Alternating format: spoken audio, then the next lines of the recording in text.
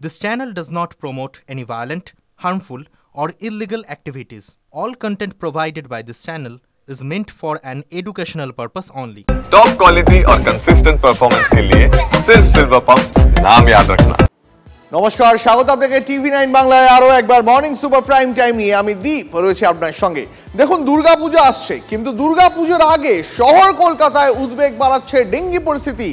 এই নিয়ে সতর্ক কলকাতা পুরসভাও। গত 2 সপ্তাহের মধ্যে পরপর ডেঙ্গিতে দুজনের মৃত্যুতে চিন্তা বাড়ছে। কলকাতার 7টি ওয়ার্ডের বেশ কয়েকটি এলাকা ইতিমধ্যেই বিপজ্জনক হিসাবে চিহ্নিত করেছে কলকাতা পুরসভা। স্বাভাবিকভাবেই ডেঙ্গি নিয়ে আতঙ্ক ছড়াচ্ছে। আরো বিস্তারিত জানবো, কথা বলবো আমাদের সহকর্মী সায়ন্ত রয়েছেন আমাদের সঙ্গে। সায়ন্ত, সামনে দুর্গাপুজো, আর দুর্গাপুজোর আগে শহরবাসী এবং কলকাতা পুরসভার মাথা ব্যথা বাড়াচ্ছে ডেঙ্গি পরিস্থিতি। কতটা উদ্বেগজনক পরিস্থিতি শহরে? একদমই দীপ, দেখো উদ্বেগ তো রয়েছে, যে কারণে কিন্তু কলকাতা পুরসভার স্বাস্থ্য বিভাগের মেয়র পরিষদ সদস্য তথা ডেপুটি মেয়র অতীন ঘোষ উচ্চ পর্যায়ের বৈঠক ডাকতে বাধ্য হয়েছেন এবং সেই মতো তারা উচ্চ পর্যায়ে বৈঠকও করেছেন গতকাল। মূলত বৃষ্টির খামখেয়ালিপনা, একই সঙ্গে বিভিন্ন যে পুজো মণ্ডপ রয়েছে সেখানে যে বাঁশ রয়েছে, বাঁশের উপরে খোলা অংশে সেখানে বৃষ্টির জল জমে মশার ডিম পাড়তে পারে বলে আশঙ্কা প্রকাশ করা হয়েছে পতঙ্গবিদদের তরফে সেই বৈঠকে। এবং তাতেই মনে করা হচ্ছে যে ডেঙ্গুর কিন্তু বাড়বাড়ন্ত হবে এই পুজোর মুখেই। ইতিমধ্যে কিন্তু ডেঙ্গু আক্রান্তের সংখ্যা প্রায় 250 ছাড়িয়ে গিয়েছে। এই সেখানে দাঁড়িয়ে কলকাতা পুরসভার সমস্ত পুজো উদ্যোক্তাদের নিয়ে বৈঠক করার সিদ্ধান্ত নিয়েছে। একই সঙ্গে উদ্যোক্তাদের বলা হয়েছে যাতে এই বাঁশের বুকগুলো বেঁধে রাখা হয়।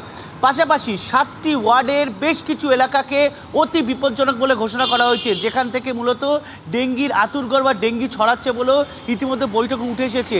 ম্যালেরিয়া প্রবণ এলাকা হিসাবে 11টি ওয়ার্ডের বেশ কিছু এলাকাকে চিহ্নিত করা হয়েছে। মূলত সমীক্ষার দ্বারা এই এলাকাগুলোকে চিহ্নিত করেছে কলকাতা পুরসভার স্বাস্থ্য বিভাগ। কিন্তু পুজোর মুখে ডেঙ্গির বাড়বাড়ন্ত যেভাবে হচ্ছে তাতে কিন্তু চিন্তা বাড়াচ্ছে। একেবারেই সায়ন্ত আমাদের সঙ্গে থাকো, আমি তোমার সঙ্গে আরো বিস্তারিত কথা বলবো। তবে এই মুহূর্তে বিশিষ্ট চিকিৎসক ডক্টর যোগীরাজ রায় আমাদের সঙ্গে রয়েছেন। ডাক্তারবাবু, শহর জুড়ে মাথা ব্যথা বাড়াচ্ছে ডেঙ্গি, তার মধ্যে কলকাতা পুরসভার কাছে আরো চিন্তার কারণ শহরের বিভিন্ন জায়গায় বাঁশের তৈরি প্যান্ডেল এবং সেই বাঁশগুলোতে বৃষ্টির জল জমে ডেঙ্গির মশা জন্মাতে পারে, এমনটাই আশঙ্কা করা হচ্ছে। দেখুন, এই সময়ে প্রতি বছরই ডেঙ্গি বাড়ে, কারণ বৃষ্টিপাতের পরে যখন জল জমবে তারপরে ডেঙ্গির উৎপাত এটা অবশ্যম্ভাবী। এটা আমরা চেষ্টা করলেও পুরোপুরি এখান থেকে বেরিয়ে আসতে পারি না, কারণ ডেঙ্গির যে ন্যাচারাল প্রসেস আছে, ডেঙ্গির মশার যে ডিম পাড়ে তার মধ্যে আগের জেনারেশনে যদি ডেঙ্গি থাকে তাহলে ডিমের থ্রু দিয়ে পরের জেনারেশনে ডেঙ্গি চলে যায়। এটাকে বলে ট্রান্স ওভেরিয়ান ট্রান্সমিশন। এবং সেই জন্য আমরা দেখবেন এক একটা এরিয়া যেখানে ডেঙ্গি হয় সেখানে বারবার ডেঙ্গি হতে থাকে, কারণ সেটা পরের জেনারেশনে মশাই ট্রান্সমিট করে দেয়। তো নিশ্চয়ই আমাদের নজরদারি রাখা দরকার। যে এরিয়াতে ডেঙ্গি প্রতি বছর হয় সেই জায়গাগুলি কিন্তু শহরবাসী কিভাবে সাবধানতা অবলম্বন করবে? শহরবাসী তাদের আশেপাশে জমা জল যাতে না থাকে, কারণ ডেঙ্গি অল্প জলেই জন্মাতে পারে ডেঙ্গির মশা। তো সেইটা দেখা, এবং এতদিন ধরে এবছর যে এক্সেসিভ বৃষ্টিপাত হয়েছে, এক্সেসিভ বৃষ্টিপাত হওয়ার জন্য মশার ডিম অনেকটাই হয়তো ভেসে চলে গেছে। সেটার জন্য তুলনামূলকভাবে গত 2-3 বছরের থেকে কিন্তু এই বছর এখনো অব্দি এক্সেসিভ কেস আমরা কম পাচ্ছি। এতক্ষণে আমাদের ওয়ার্ডের প্রায় 80% ডেঙ্গিতে আগের বছর ভর্তি থাকতো, সেটা কিন্তু এখন হচ্ছে না। কিন্তু এই যে এবার বৃষ্টিটা কমতে শুরু করলে কিন্তু আবার এই ডেঙ্গির উৎপাতের সময়টা আসতে পারে, কারণ মশার ডিম কিন্তু বিভিন্ন জায়গায় আছে। এটা পুরোপুরি কখনোই সম্ভব না যে আপনি সমস্ত ডিমকে সরিয়ে ফেলবেন। বেশ অনেক ধন্যবাদ আপনাকে। ইতিমধ্যেই আরো একবার জানিয়ে রাখি আপনাদের, শহরে উদ্বেগ বাড়াচ্ছে ডেঙ্গির ভয়াবহতা এবং স্বাস্থ্য বিভাগের কাজ নিয়ে উচ্চ পর্যায়ের বৈঠক করেছেন ডেপুটি মেয়র তথা স্বাস্থ্য বিভাগের মেয়র পরিষদ সদস্য অতীন ঘোষ। কি জানিয়েছেন তিনি, শোনাবো আপনাদের।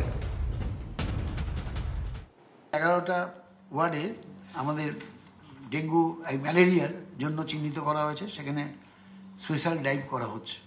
এখনো পর্যন্ত 2টো কেস আমাদের সামনে এসছে, যাতে একটাতে কজ অফ ডেথের মধ্যে অনেকগুলো কজের মধ্যে একটাতে ডেঙ্গু মেনশন করা আছে আর আরেকটাতে ডেঙ্গু মেনশন করা আছে। এই দুটোই আমরা রাজ্য সরকারের ডেট অডিটে যায় স্বাস্থ্য দপ্তরে, তারা ঘোষণা করবে। এখনো পর্যন্ত এই 2টো কেস ছাড়া কোনো কেস নেই। সমস্ত পুজো কমিটির সাথে আমরা অ্যাডভাইজারি জারি করছি, পুজো কমিটির কাছে আমরা চিঠি পাঠাচ্ছি সমস্ত ফোরাম ফর দুর্গোৎসবের মাধ্যমে।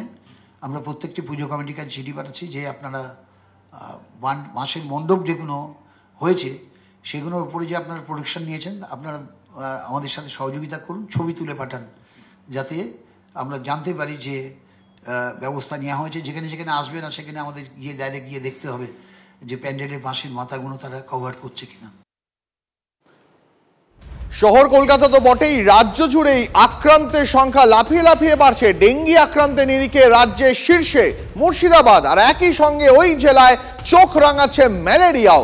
জানুয়ারি থেকে শুরু করে এখনো পর্যন্ত জেলায় 750 জন ডেঙ্গি আক্রান্ত, ম্যালেরিয়ায় আক্রান্ত হয়েছেন অন্তত 800 জন। আক্রান্তের সংখ্যা আরও বাড়তে পারে এমনটাই আশঙ্কা করছেন স্বাস্থ্য দপ্তরের কর্তারা। ম্যালেরিয়ার প্রভাব সব থেকে বেশি নবগ্রাম, শামশেরগঞ্জ, ভগবানগোলা ও রানীনগরে। রাজ্য জুড়ে ডেঙ্গি আক্রান্তের সংখ্যা বাড়ছে, উদ্বেগ বাড়ছে স্বাস্থ্য দপ্তরের কর্তাদের। ডেঙ্গি আক্রান্তের নিরিখে গোটা রাজ্যের মধ্যে শীর্ষে রয়েছে মুর্শিদাবাদ। শুধু ডেঙ্গি নয়, একই সঙ্গে ওই জেলাতে চোখ রাঙাচ্ছে ম্যালেরিয়াও। জানুয়ারি থেকে শুরু করে এখনো পর্যন্ত জেলায় অন্তত 750 জন ডেঙ্গি আক্রান্তের সংখ্যা সরকারি খাতায় কলমে। ম্যালেরিয়া আক্রান্তের সংখ্যা অন্তত 800 জন। আক্রান্তের সংখ্যা আরও বাড়তে পারে এমনটাই আশঙ্কা করছেন স্বাস্থ্য দপ্তরের কর্তারা। ম্যালেরিয়া প্রভাব সব থেকে বেশি যে এলাকায় সেগুলি হলো নবগ্রাম, শামশেরগঞ্জ, ভগবানগোলা ও রানীনগর।